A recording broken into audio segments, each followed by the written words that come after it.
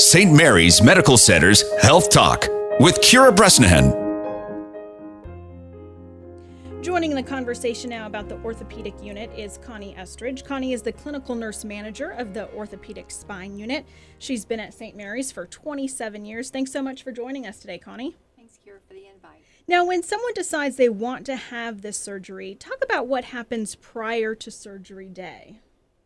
Well, most of the patients see the physicians in the office and they're provided a brochure to attend my total joint pre-op class. And in that class, it helps prepare the patients and their families to know exactly what we'll be doing with them after the surgery is completed. From pain control to discharge planning, equipment they might need. So the staff worked with them on that. It's a very big decision for these patients. Yes, it is. Not something they should take lightly. Now let's talk about the surgery itself. What happens, Dr. Nakano, in surgery to replace a joint? Well, obviously it depends on whether we're talking knees or hips, but let's just talk about knees.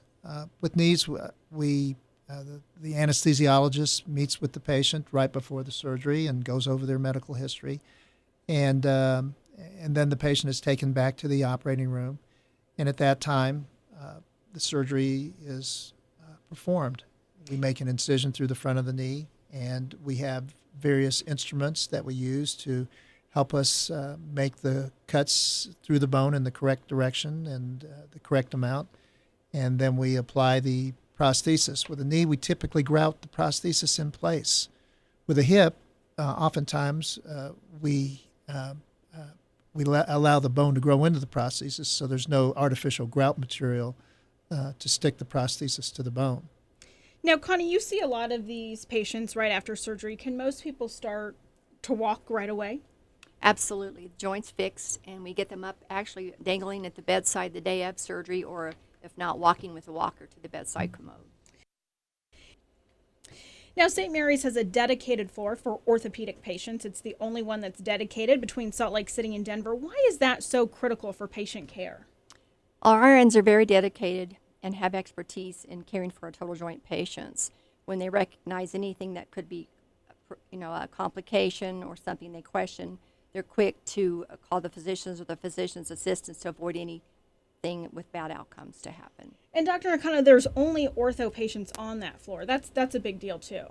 Yes, and as Connie was mentioning, the nurses are used to seeing orthopedic patients, and as a result, if there's a problem, they can recognize it quickly because of their experience, and they're prompt to call the physicians, and oftentimes these problems that arise can be headed off so that they do not become major issues. The other thing about the orthopedics floor up there at St. Mary's is we try to keep any patient with a known infection off of that floor. So you can rest assured that the nurse who is taking care of you is not going to be taking care of someone with a draining wound or infection in the room next to you.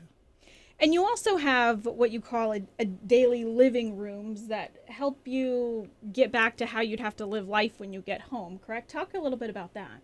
Yes, we have a simulated car, so the patients and families are concerned about how they might transport home. They're taught by the occupational therapist and physical therapist, how to safely get in and out of a vehicle when they leave the hospital and at home.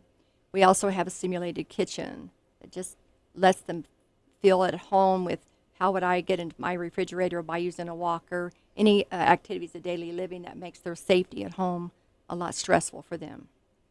Now, Dr. Nakano, when someone leaves the hospital, it is a bit of a long road for recovery. How quickly can they get back to a normal routine, say if they like to hike or walk, unaided? I tell people that if at the end of 3 months, they should expect to be feeling pretty well. Now, typically, they will improve for a year after these surgeries, but I would say that at 3 months, people are at about 80% of where they're going to be. And if you were in school, 80% is generally thought to be good. Right. Now, all surgery comes with a level of risk. What are some side effects or dangers or risks of joint replacement surgery? Well, I'm glad you asked that question because that is, people have to consider these risks when they're deciding whether or not it's worth going through the surgery. And the risks, for instance, with an artificial knee would be things like infection or blood clots, blood transfusions.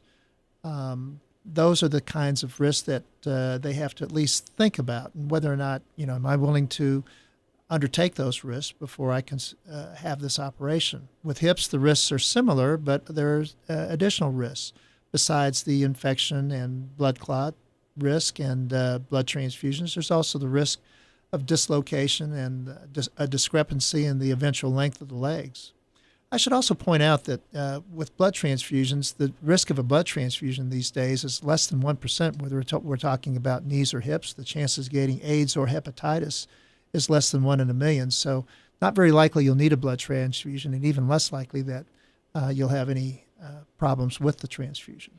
And how long do these joints typically last?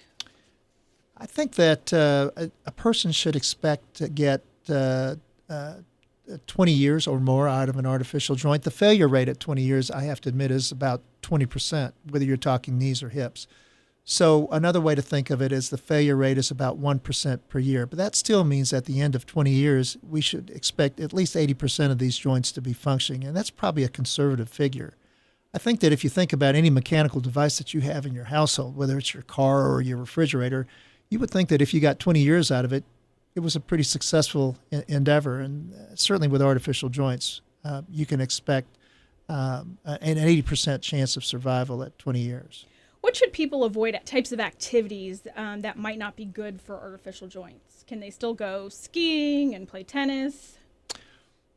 Artificial joints, unfortunately, they don't make a four-wheel drive version of an artificial joint. So for that reason, we think that it would be best if people did not participate in impact-type activities. Okay. So that would be running, jumping. It's generally thought that doubles tennis, the few quick steps that are involved in going back and forth, are reasonable. Most orthopedic surgeons also think that skiing is a reasonable activity, more so with hips than with knees. If you happen to hurt your joint, can it be replaced again or repaired? In many cases it can, but as I mentioned before, when you have to do the second operation, the risks are higher and the chances of producing a good result become less. So you would like to avoid that second operation if you could. As far as technology of joints, you've been doing this for 35 years now. Have artificial joints gotten better over those 3 decades? There are different ways to answer that question. I certainly think that we know a lot more about how to put an artificial joint in to make it successful. But if a person were to look at a joint that we put in yesterday and compare it to a joint that we put in 25 years ago, I suspect that they'd have a hard time telling the difference between the two. Is there any new breakthrough technology maybe on the horizon that will take joints to the next level? I think that it's just going to be a gradual progression of improvement. Unfortunately, sometimes the improvements that we think have occurred do not turn out that way. For instance, the metal-on-metal hips was something about 10 years ago that we thought was really going to be a great boon for patients. But unfortunately, it didn't work out that way. And so you always have to be a little wary of new technology. I think that's one of the major things I've learned in my 35 years of experience, is that you always have to be a little wary of new technology. And I now tell my patients that new technology, you have to remember, is untested technology. But as far as the improvements with artificial hips, I don't see anything where it's going to be a quantum leap improvement. I think it's just going to be a gradual refinement of the process. And hopefully it'll get to the point where genetic manipulation will allow us not to have to put in artificial joints. Right. And there'll be better ways to give somebody a new joint. Now, before we wrap up, Connie, what's your best piece of advice for someone listening who's maybe contemplating having joint replacement surgery? Once the patients make the decision to have the joint replaced, they need to contact our orthopedic surgeons, who are the best. They have great outcomes, and we have the best associates to take care of them. How about you, Dr. Nakano? Best piece of advice for someone listening, maybe contemplating having a joint replacement surgery? I would say that you need to be engaged in the process. A lot of times people are just say, well, doctor, you just do whatever's best. But I think that it's always best to be engaged in the process and to learn as much as you can about the process. And then, again, make the decision. Is it worth going through this operation in order to gain the benefit? Is it worth it to me, the patient? Does that benefit outweigh the risk? Exactly. All right. Well, thank you both so much for joining me today. It's Thank been you. a great deal of information and so wonderful to have such amazing health care right in our own backyards with the orthopedic dedicated unit at St. Mary's. Thank you.